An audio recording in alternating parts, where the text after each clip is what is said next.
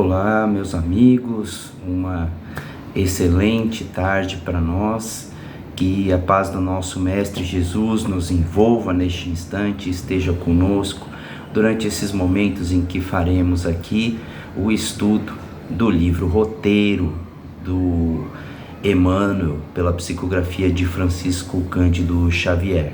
Iniciando um novo estudo, iniciando um novo período, um novo ciclo de palestras. Hoje nós vamos dar início ao estudo desse livro pela lição número 1, O Homem ante a Vida. Primeiramente, eu convido a todos para que possamos fazer a nossa prece de abertura e vamos tranquilizando os nossos pensamentos, nos equilibrando, nos envolvendo num clima de paz e de amor, junto aos mentores espirituais da vida, agradecidos por estes minutos em que estamos aqui refletindo a respeito do Evangelho do nosso Mestre Jesus. E assim, pedimos a inspiração dos bons amigos, o amparo de todos para que sejamos felizes em mais uma palestra evangélica. Que o teu amor, Senhor, se faça presente em nossas palavras e nos ajude na melhor compreensão dos teus ensinamentos. Vamos então dando início a esta obra, Roteiro do Emmanuel, pela psicografia de Francisco Cândido Xavier. Na lição número 1, eu vou fazendo a leitura e alguns comentários. O Homem ante a Vida. No crepúsculo da civilização, em que rumamos para a alvorada de novos milênios, o homem que amadureceu o raciocínio, agora as fronteiras da inteligência comum, e acorda dentro de si mesmo com interrogativas que lhe incendeiam o coração. Quem somos? De onde viemos? Onde a estação de nossos destinos? Então, a primeira parte da reflexão se faz pelo nosso despertar para essas questões do mundo espiritual.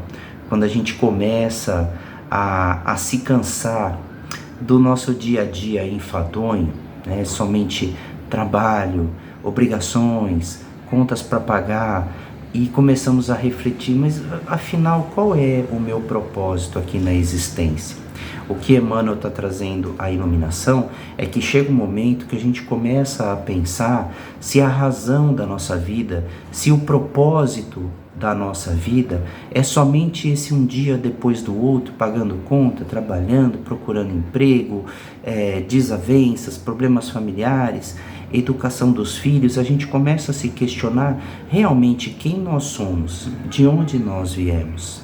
Então nós buscamos, procuramos ir aí para a doutrina espírita, procuramos ir para as igrejas, todos aqueles que falam de algo a mais, além da nossa vida, algumas doutrinas esotéricas, ou seja, essa busca que nós temos incansável pelo nosso caminho.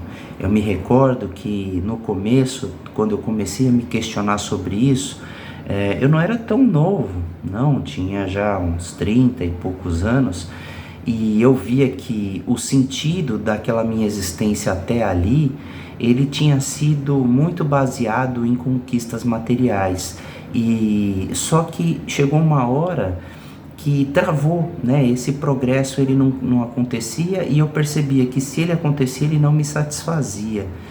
Então eu comecei a perceber alguns sofrimentos que estavam acontecendo dentro da minha família, o que antes eu não tinha tempo para perceber, para olhar, porque eu estava muito focado nas conquistas materiais. E tantas pessoas próximas de mim, meus próximos, estavam ali sofrendo de angústias terríveis, existenciais. Eu não tinha as respostas e também não me preocupava em ajudar em mais nada.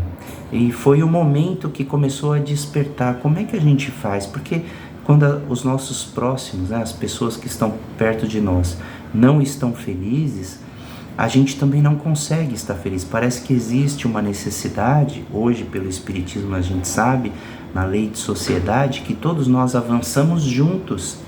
E quando a gente percebe que só um está avançando, os outros começam em sofrimento, ele também não consegue avançar.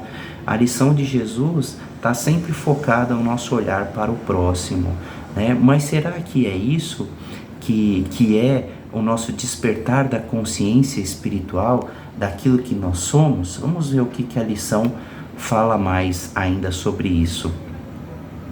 À margem da ceia em que jordaneia, surgem os escuros estilhaços dos idílios mentirosos que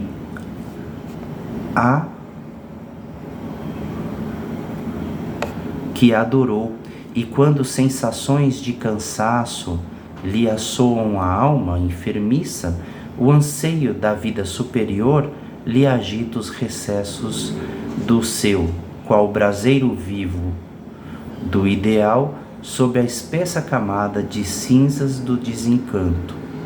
Recorre à sabedoria e examina o microcosmo em que sonha. Reconhece estranheza do círculo em que respira.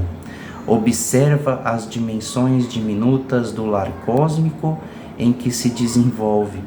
Descobre que o Sol, sustentáculo de sua apagada residência planetária, tem um volume de 1.300.000 vezes maior do que o dela. Aprende que a Lua, insignificante satélite do seu domicílio, dista mais de 380.000 quilômetros do mundo em que lhe serve de berço. Os planetas vizinhos evolucionam muito longe no espaço imenso. Dentre eles destaca-se Marte, distante de nós cerca de 56 milhões de quilômetros na época da sua maior aproximação. Alongando as pesquisas além do nosso Sol, analisa outros centros da vida. Sirius ofusca-lhe a grandeza. Pólux, a imponente estrela do Gêmea, eclipsa-o em majestade. Capela é 5.800 vezes maior. Antares apresenta volume superior.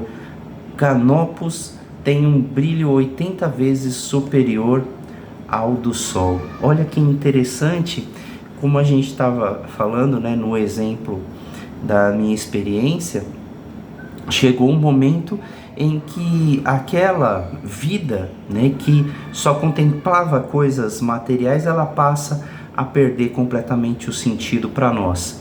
Então a gente volta e começa a questionar, e é muito comum a gente olhar para o céu. E olhando para o céu, a gente vê a dimensão das estrelas, né? Existe um vídeo no YouTube que ele vai mostrando a dimensão dos planetas e o quanto a Terra ela é pequenininha, insignificante perante o tamanho do Sol, e o quanto o Sol é pequeno e insignificante perante outros planetas e outras estrelas e outros sistemas. Então nós estamos numa galáxia com 200 bilhões de estrelas, entre outras tantas 200 e tantas bilhões de galáxias. Emmanuel ainda fez a citação de alguns planetas que estão mais próximos de nós, mas que demonstram a nossa inferioridade perante todo esse universo, a nossa pequenez, talvez até a nossa insignificância perante todo esse universo. Então, o grande questionamento seria: por que se desgastar tanto com coisas tão pequenas que envolvem apenas a gente? Qual é o sentido de tudo? Onde está essa força maior que vai nos motivar a sair do estado de pequenez e entrar nesse universo gigantesco, grande, imenso, cheio de sabedoria, cheio de conhecimento, e realmente deter o poder para mudar as nossas vidas? Vamos ver o que mais tem no texto de Emmanuel. Deslumbrado, então, apercebe-se de que não existe vácuo, de que a vida é patrimônio da gota d'água, tanto quanto a essência dos incomensuráveis sistemas siderais. e assombrado ante o esplendor do universo, o homem que empreende a laboriosa tarefa do descobrimento de si mesmo volta-se para o chão a que se imanta e pede ao amor que responda à soberania cósmica dentro da mesma nota da grandeza. Todavia, o amor no ambiente em que ele vive é ainda qual milagrosa em tenro desabrochar.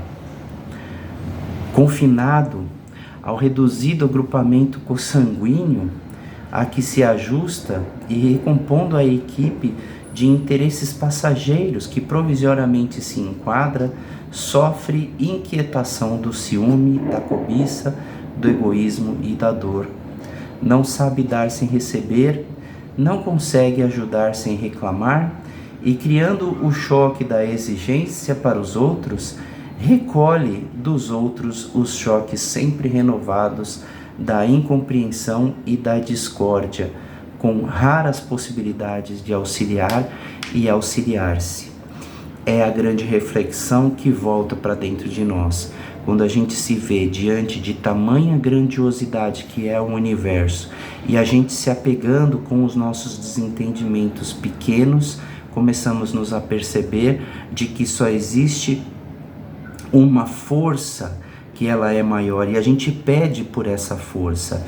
Talvez ainda a gente não saiba que essa força é a força do amor, apesar de ouvirmos tantas e tantas vezes, principalmente na fala de Jesus.